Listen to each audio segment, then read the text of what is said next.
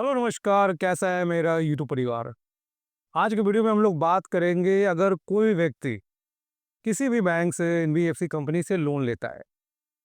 Loan लेने के बाद उसकी माली हालत अब ऐसी नहीं है कि बैंक को अपना ईएमआई पे कर सके।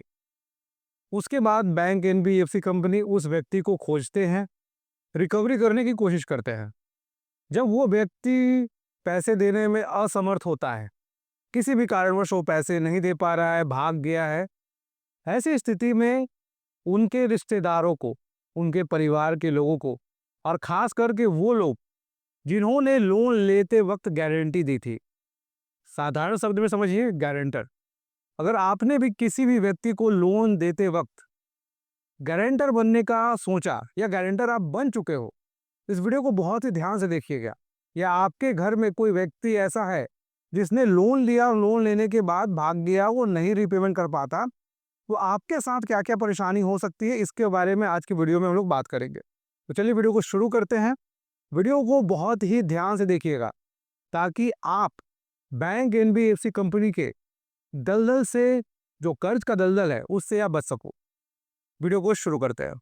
सबसे पहले हम लोग बात करते हैं कि गारंटर बनना, या कोई भी आपके फैमिली में ऐसा व्यक्ति है जिसके बारे में आप जान रहे हो कि वो लोन का रीपेमेंट करने में असक्षम है, या पहले भी उसने काफ़ी ज़्यादा लोन ले चुका है और वो लोन नहीं रीपेमेंट करता है, उसके बावजूद ही आपसे बोल रहा है कि इस बार हमें लोन चाहिए और हम सारा पैसा दे देंगे। इस बात की क्या गारंटी है कि वो सारा पैसा वापस करेगा, नहीं करेगा? फिर भी बहुत सारे लोग पारिवारिक दृष्टिकोण से देखते हैं और वैसे व्यक्ति को लोन दिला देते हैं। और वैसे व्यक्ति को लोन दिलाने के लिए जब गारंटर की बात आती है, तो गारंटर वो उनके मित्र हुए, उनके परिवार के कोई लोग हुए, वैसे लोग बन जाते हैं। बाद में वो व्यक्ति पैसे देने में पूरी तरह से असमर्थ हो जाता है, क्योंकि उस व्यक्ति के पास पैसे है नहीं, वो पे करेगा कहाँ से? ऐसी स्थिति में जो भी व्यक्ति लोन लेते वक्त गारंटर बनता है, अब उस गारंटर की पूरी जिम्मेदारी है कि बैंक का एक एक पैसा वापस करे। इसके लिए ना सिर्फ बैंक उन पे दबाव बना सकता है, बैंक लीगली भी गारंटर से पैसे वसूल सकता है। मैं आपको एक साधारण सा एग्जांपल देना चाहता हूं कि अगर कोई व्यक्ति अगर किसी भी बैंक से लोन लेता है और अपनी संपत्ति को देता है, संपत्ति को देने के बाद वो लोन जो उसको मिला है, किसी भी कारणवश बैंक को उसने पैसे नहीं लौटाए और संपत्ति भी बेच दिया, और उसी के साथ उन्होंने एक व्यक्ति को गारंटर भी बना रखा है, तो बैंक उस गारंटर की संपत्ति को भी बेचने का अधिकार रखता है। तो भविष्य में अगर आप किसी भी व्यक्ति के गारंटर बनने जा रहे हैं या बनने की सोच रहे हैं, तो बहुत ही ज़्यादा सावधान हो जाइएगा। और इसी के क्रम में हम थोड़ा-सा और आगे बताते हैं कि यहाँ पे गारंटर के भी क्या राइट्स है। सबसे पहले जब कोई भी बैंक, एनबीएफसी कंपनी आपसे पैसे माँगता है, क्योंकि जिस व्यक्ति ने लोन दिया है और जिस व्यक्ति को लोन मिला है, क्योंकि आप दोनों नहीं हो, बस आपने गारंटी ले ली कि ये व्यक्ति को आप पैसे दे दीजिए, पैसे लौटा देगा। तो बैंक, एनबीएफसी कंपनी के पास अधिकार है आपसे माँगने का, पर लोन बड़ा हो, ऐसी स्थिति में आप सीधे तौर पे इनकार कर सकते हो। आप ये बोल सकते हो कि वेरिफिकेशन के समय आपने क्या किया था। क्योंकि अगर उस समय अगर आप कमज़ोर पड़ो, तो बैंक, एनबीएफसी कंपनी आप पे भी लीगल कार्रवाई करेगा और आपकी संपत्ति को भी अटैच कर सकता है। अब यहाँ पे बात आता है, जो फैमिली को परेशान किया जाता है, क्योंकि आपने देखा था जब बहुत सारे लोग बिना सोचे समझे लोन प्रोवाइडिंग एप्लीकेशन से लोन ले लेते हैं, और लोन ना रिपेमेंट करने के कारण बैंक, एनबीएफसी कंपनी या कोई भी लोन प्रोवाइडिंग एप्लीकेशन क्या करता है कि जिस दिन आप लोन लेते हो, उस दिन आपके सारे कॉन्टैक्ट्स, फोटो, गैलरी, सबका एक्सेस बैंक के पास चला जाता है। जब आप लोन का रीपेमेंट नहीं कर पाते हो, तो ऐसी स्थिति में बैंक, एनबीएफसी कंपनी आपके परिजन को फ़ोन करके परेशान करता है। उनको डराता है, ये बताता है कि इस व्यक्ति ने आपके नाम पे लोन लिया है और लोन लेते वक़्त आपको गारंटर बनाया है। ऐसा करने का मकसद सिर्फ़ इतना होता है कि ताकि आपका सामाजिक रूप से इज़्ज़त प्रतिष्ठा चला जाए, और आपके परिवार वालों को इसीलिए परेशान किया जाता है।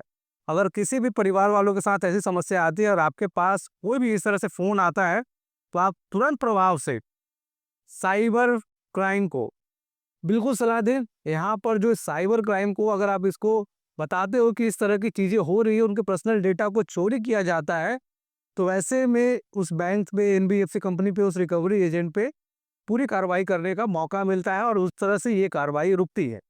अगर कोई भी व्यक्ति पर्सनल लोन, एजुकेशन लोन या किसी भी तरह क्रेडिट कार्ड लेता है और उसके परिजन को कॉल किया जा रहा है, वैसी स्थिति में आप सीधे तौर पे उनको ये बोले कि इस व्यक्ति से हमारा कोई भी लेना देना नहीं है, इससे हमारा बहुत पहले ही रिश्ता नाता टूट चुका है। 2 या 3 महीने आपको परेशान किया जाएगा क्योंकि उनका भी पैसा फंसा हुआ है। वो साइकोलॉजिकली आपको डराने का कोशिश करते हैं। अगर आप गारंटर नहीं बने हो, अगर आपकी कोई भी गारंटी नहीं है उस लोन पे लेकर, तो कोई भी बैंक, एनबीएफसी कंपनी आपको डरा धमका नहीं सकता है। अगर आप गारंटर बने हो, फिर भी आप कोशिश ये करें कि बैंक पे दबाव दिया जाए कि बैंक उस व्यक्ति को खोजे, ना कि आप। क्योंकि बैंक सबसे पहले जब कोई भी गारंटर के पास जाता है तो उसको यही बोलता है कि अगर आपके जानकारी में ये व्यक्ति है तो उनसे पैसे वसूल के ले आइए, क्योंकि इस लोन के लिए आपने उनकी गारंटी दी है।